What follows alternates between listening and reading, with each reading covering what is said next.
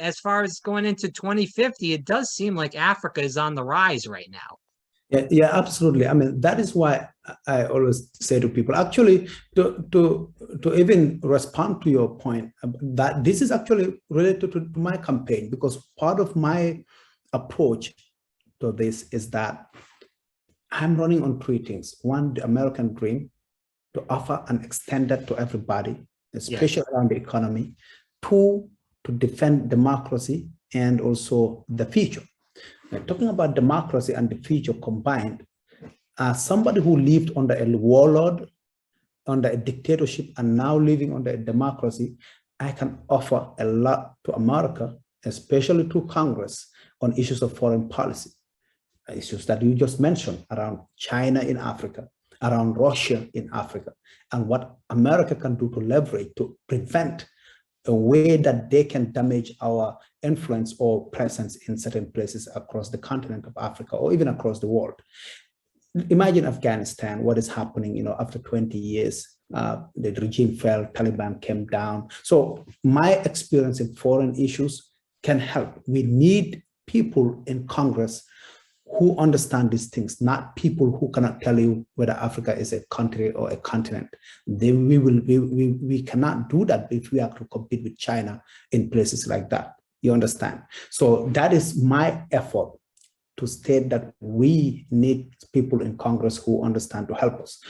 As you stated, over 33% of the African continent are people below 18 and below, very young population. Is the youngest population on the planet, meaning there is huge boom in population. They are very young, and in this generation means they are all, or most probably 99% of them, have certain levels of education and reading capability.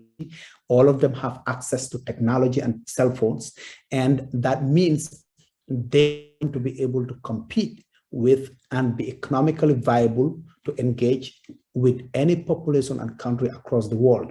That is not a population that in the next 20, 30 years, that will be a population that will be the people to go to in terms of commerce and engagement, in terms of academic and education and research, and in every aspect of economic development and partnership. China has realized that. They are rushing in, but the way China is doing it is a kind of, it's almost like colonialism. They buy the ports, they give these very bad loans that they will end up capturing people's ports. There are certain countries in Africa, they've taken over their seaports and even some airports. They're doing things that are damaging to the economies of certain countries in Africa. They are forcing people to abandon their languages and take up Chinese as a language. They're buying entire lands.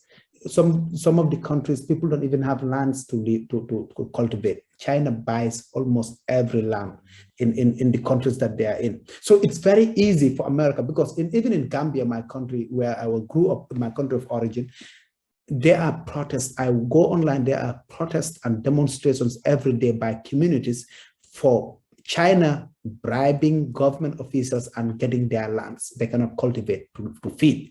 So those are things we need to understand as a country, that we can go in and prevent China, because we are more liked and more loved. Our cultures is more resonated with people in those countries. People love American culture. They love our music. They love our dress. They love our movies. They love our accent.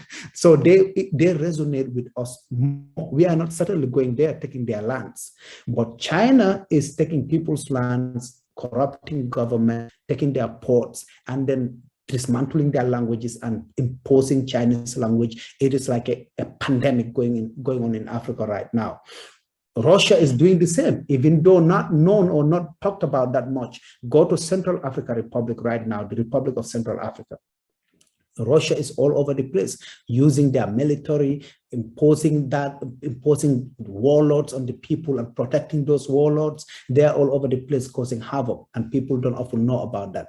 But the good news is that if we, America, engage this young population of Africa who are all technologically savvy, and actually every farmer now in Africa uses a cell phone, and they use that to access markets and sell their products. And we may think these people live in villages, they don't know about technology. They use technology cell phones to get to their markets right now. That is how advanced people are and how much access they have to markets.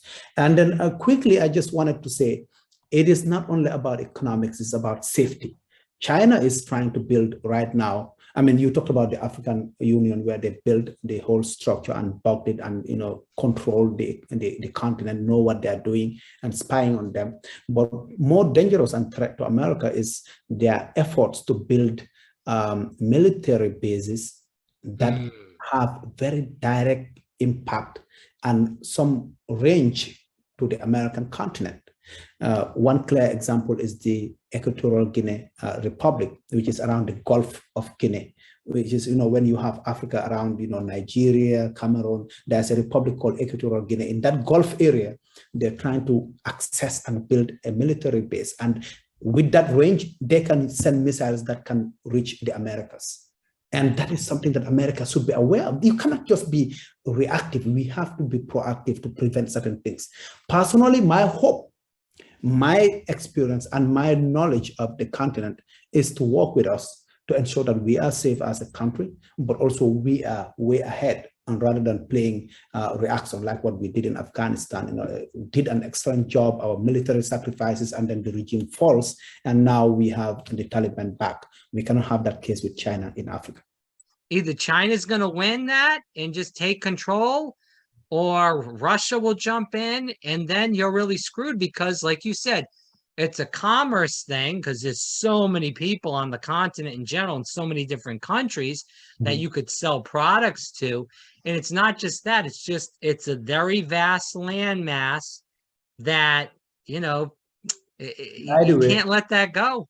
And by the way, look at even the economic issue. We have about 25% of grain and fertilizer coming from the Russia, Ukraine area. Now there's conflict. Do you know Africa has the largest arable land that can be cultivated in the entire world?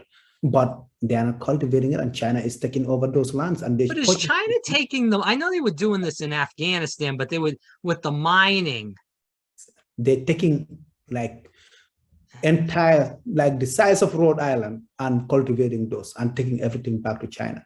Wow. Those are the kinds of lands they're taking in Africa because they corrupt, they bribe the politicians, and then they do what they want. And it's dangerous though, because we cannot have China take over entire countries, entire continent. And then this is a direct affront to America because one, the population will revolt. They will not be able to have access to means of production. And if Africa is unstable, these are all, they have all these things have correlations to safety in America. If the country is unstable, it's easy to have terrorism breeded in those countries. And certain countries in West Africa, if they're just directly across the ocean from America, we can have those being terrorism hubs. So these things going on, that what China is doing, it is not isolated. These are things. If the Middle East instability is in the Middle East can affect the safety in America, what do you think instability just across the ocean can do to America? So these are public safety, national security issues.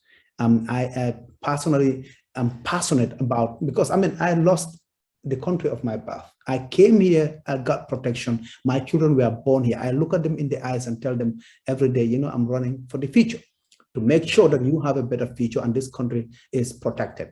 You know why? I do not certainly regret being born in the Gambia, but I admire my children for being born here because I know this is the best option, the best nation that they can ever have all the opportunities. And we cannot sit by and see what we can do and not participate.